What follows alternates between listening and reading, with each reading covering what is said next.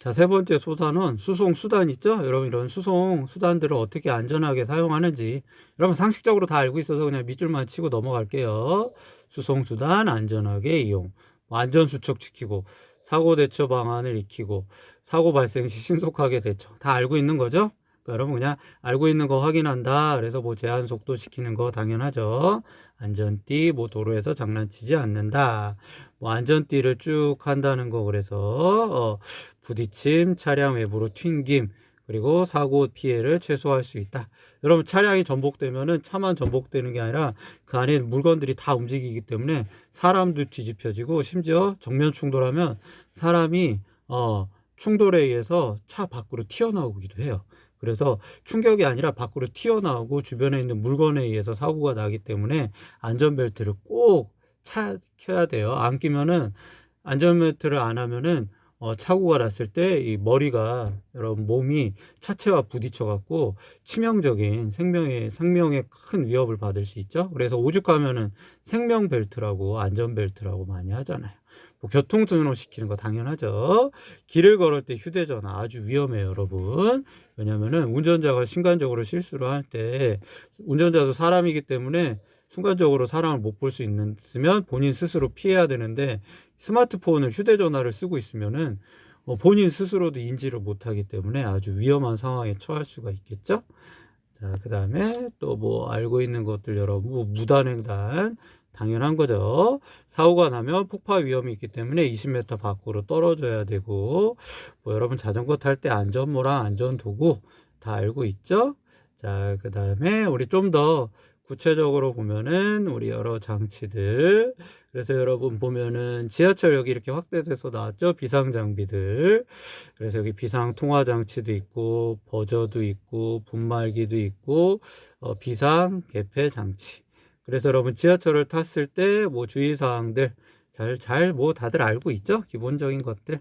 복습 삼아 노란색 안전선, 그 다음에 승객이 먼저 내린 후에 타고, 그 다음에 전동차랑 승강자 사이에 발이 빠지지 않도록 조심해야 되고, 출입문 닫힐 때 또 무리하게 타지 말아야 되고, 그리고 화재 발생 시 비상용 버저, 승무원에게 연락하고, 뭐 비치된 소화기를 쓸 수 있으면 쓰는 게 좋은데, 뭐 자신이 없으면 그냥 대피하는 게 더 중요해요. 혹시 출입문이 열리지 않으면 출입문 비상 개폐 장치 덮개를 열고 레벨을 당겨서 수동. 그래서 여러분 지하철 사고가 꽤 많이 났었어요. 여러분 태어나기 전에도 많은 사고가 났기 때문에 요 비상장치, 개폐장치. 선생님도 옛날에 그런 뉴스들을 많이 봤기 때문에 지금 습관적으로 지하철을 타면은 이 개폐장치들을 유심히 봐요.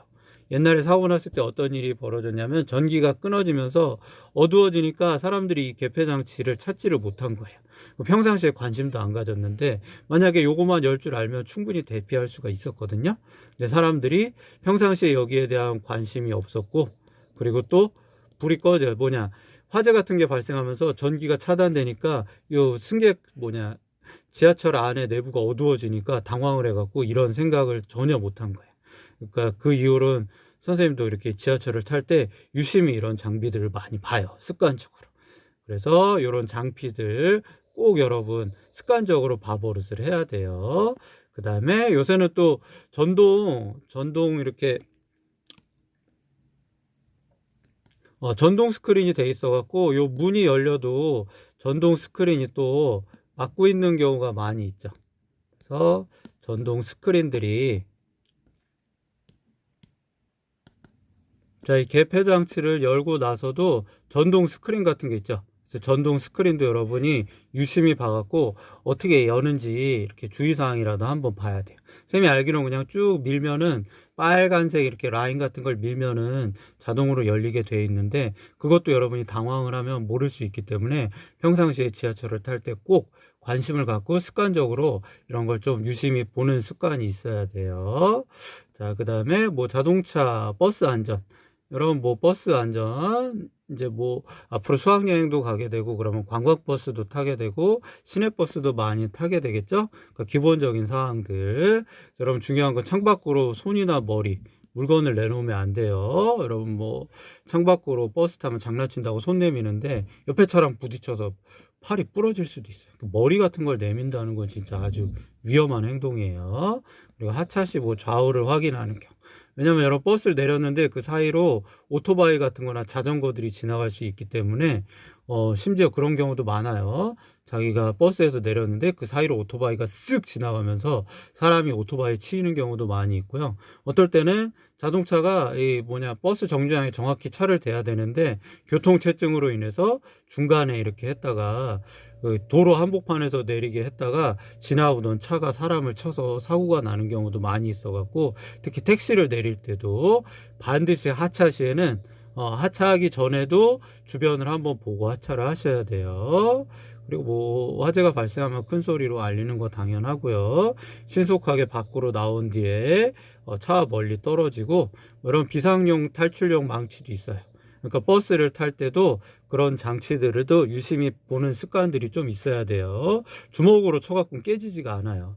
반드시 비상 탈출용 망치를 이용해서 창문을 깨서 탈출한다는 거, 그래서 그런 것들을 유심히 보는 습관이 있어야 됩니다. 자, 그 다음에 여러분, 해상사고 있죠. 해상사고 여러분 알고 있나요? 세월호 사고 같은 게 나갔고 수백 명의 학생들이 죽은 적도 있죠.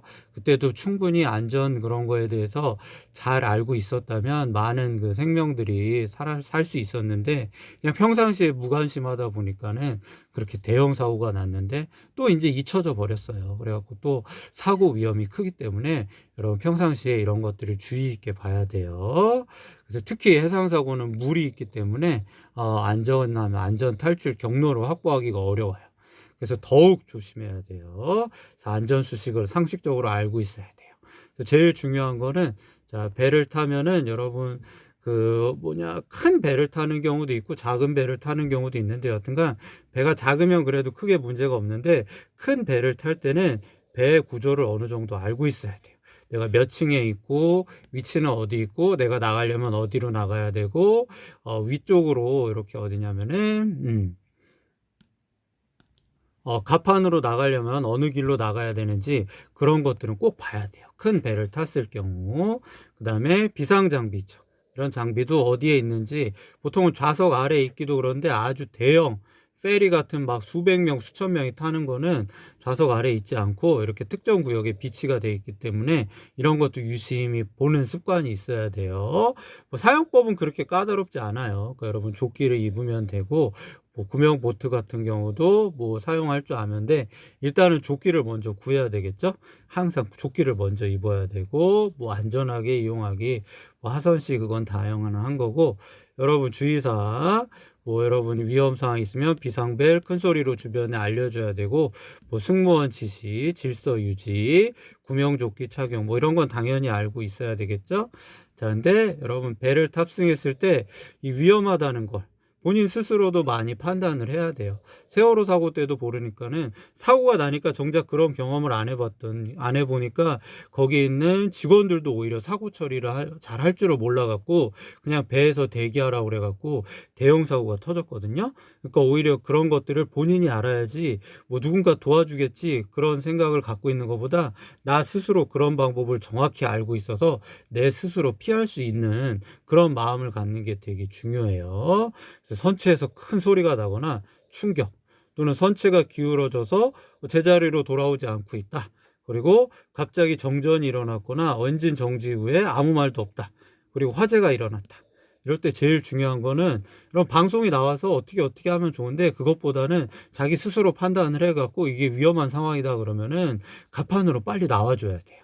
갑판으로 스스로 빨리 나와야지, 그냥 방송으로 그냥 가만히 대기하라 그러는데 뭔가 이런 되게 위험한 상황인 것 같다, 그럼 무작정 대기하는 게 좋은 방법은 아니에요. 자기 스스로 충분히 상황을 판단하도록 노력을 해야 돼요. 그래서 위험이 나올 때는 선실에 있지 말고 탈출이 쉬운 갑판으로 무조건 이동을 해요. 여러분 세월호 사고에도 모르겠어요. 그냥 가만히 있던 친구는 이렇게 좀 위험한 상황에서 했는데, 오히려 이거 위험하니까 뭔가 알아보겠다 그래서 스스로 갑판으로 나온 친구들은 구명조끼를 입고 다 탈출을 했어요. 그리고 침몰 시에는 선체가 기우는 반대 방향, 그리고 탈출할 때는 여러분 체온 유지를 위해서 최대한 옷을 입고 구명조끼를 입고 신발을 꼭 벗은 상태로, 신발 자체가 이렇게 장애물이 될 수 있거든요. 그렇게 여러분 대피를 해줘야 되고, 여하튼 중요한 거는 남을 믿지 말고 여러분 스스로 이 상황 판단을 하고 거기에 대한 대처 방안들을 알고 있는 자기의 지식들을 최대한 활용을 해야 돼요. 남이 내 목숨을 지켜주겠다 그런 생각을 갖고 있으면 아주 위험해요. 스스로 자기 목숨을 지킬 생각을 해야 돼요. 자, 그 다음에 항공, 비행기 사고 있죠. 비행기도 여러분 위험해요. 간혹 이렇게 사고가 나고, 뭐냐면 뉴스에도 가끔씩 이렇게 대형 사고들이 일어나죠. 특히 위험할 때 언제냐면 이착륙할 때가 가장 위험해요. 이때 그러니까 안전 수칙을 지켜야 되고, 위험 상황이 발생하면 비행기는 여러분 좀 어떻게 밀폐된 공간에 있기 때문에 안내에 잘 따라야 돼요. 그래서 질서 있게 움직여 줘야 돼요. 안전띠 기본이고, 이런 비상 장비 같은 것도 어디에 있고 어떻게 착용하는지 이 스튜어디스들이 설명해 줄 때 한 번씩 관심 있게 봐야 돼요. 사용법, 그 다음에 전자기기 사용은 웬만하면 자제하고, 그 다음에 여러분 비상시, 비상 착륙을 한다거나 진짜 막 기체가 막 요동을 친다, 그럼 여기 나온 것처럼 몸을 수그려야 돼요. 그래서 두 손을 포개서 앞좌석에 대거나 팔 사이로 머리를 감싸 갖고 머리를 최대한 보호해 줘야 되고, 몸을 웅크려서 충격을 최소화해야 돼요. 자, 그리고 자, 위험 상황에서는 진짜 위험하다 그러면 자동으로 센서가 작용해서 여러분 천장에 있는 지붕에 있는 산소 마스크가 내려오거든요. 이때 어른이 먼저 써야 돼요. 어른이 먼저 쓴 다음에 내가 안전한 조치를 취한 다음에 어린이에게 씌워줘야 돼요. 그러니까 본인 스스로, 내 스스로 먼저 안전장비를 착용한 다음에 주변 사람들을 도와줘야지, 본인은 착용을 안 하고 주변을 도와주면은 오히려 자기가 위험 상황에 도달하면서 다른 사람들에게 오히려 폐를 줄 수 있기 때문에 우선은 본인이 먼저 안전조치를 한 다음에 주변 사람들이나 어린아이들을 도와줘야 돼요. 그래서 구명복은 기내에서 부풀리면은 이 부피가 커져서 자기 움직임이 방해가 많이 이루어지겠죠. 그래서 탈출 직전에 손잡이를 당기면 자동으로 부풀려져요. 그리고 사고 시에는 폭발 위험이 있기 때문에 최대한 먼 곳으로 대피해야 되고, 보통은 이렇게 비상 상황에서 주변에 이런 장치들이 와서 하차할 수 있게 도와주는데, 그런 상황도 아니면은 승무원들이 알아서 이런 슬라이드를 장치를 해요. 그러면 이렇게 굽이 높은 신발 이런 것들을 버리고 최소한의 짐을 갖고 잽싸게 빠르게 탈출을 해야 됩니다. 이런 것들도 상식적으로 알고 있어야 되고요. 여러분, 이거 골든타임이라고 많이 들어봤죠? 이 중요한 시간들, 이것도 상식적으로 알고 있으면 많이 도움이 돼요. 자, 그래서 여러분, 자, 90초라는 건 화재가 일어났을 때, 기체에서 불이 나거나 폭발하기까지의 시간, 90초 내에 폭발이 되니까는 그 안에 비상조치를 취할 수 있으면 취하고, 그게 불가능하다 그러면 빨리 대피를 해줘야 돼요. 그 화재나 비상 상황에서 불이 나거나 폭발이 날 것 같다, 그럼 90초 내에 그 상황에서 빠져나와야 돼요. 그리고 여러분 뭐냐면 뇌손상, 여러분 심정지가 일어났다, 심장이 멎었다, 그래서 뇌로 공급이 안 된다, 그럼 4분 이내로 빨리 뭔가 비상조치, 여러분 심폐소생술을 해야지. 그러지 않으면 뇌손상이 와요. 그 다음에 자, 화재는 5분 내에 기초 진화를 해줘야지. 그렇지 않으면은 큰 불이 되기 때문에 5분이 지났다 그러면은 대피를 하는 게 좋아요. 그 5분 이내에 여러분이 뭔가 뭐를 할 수 있다 그러면 해보는 게 좋고, 그렇지 않으면은 빨리 대피하는 게 좋아요. 그래서 외국 같은 경우는 화재가 나면은 뭐 화재 발생 뭐 원인을 찾아라 뭐 그런 게 아니라 무조건 대피를 하라고 그래요. 그러니까 우리도 화재가 발생하면 먼저 대피하는 게 좋아요. 그리고 30분이란 건 배가 침몰했을 때 그때 인명 구조의 가장 중요한 시간. 그러니까 침몰하고 그 30분 내에 뭔가 조치를 취해야지. 그 이후에는 아주 위험하다는 거죠. 그리고 1시간이란 건 심한 외상, 교통사고나 그런 것들이 나갔고 여러분 출혈이 많이 일어날 때, 몸에 상처가 치명적일 때는 1시간 내에 응급조치를 해야지만 살아날 수가 있어요. 그런 것들 여러분 상식적으로 알고 있으면 됩니다.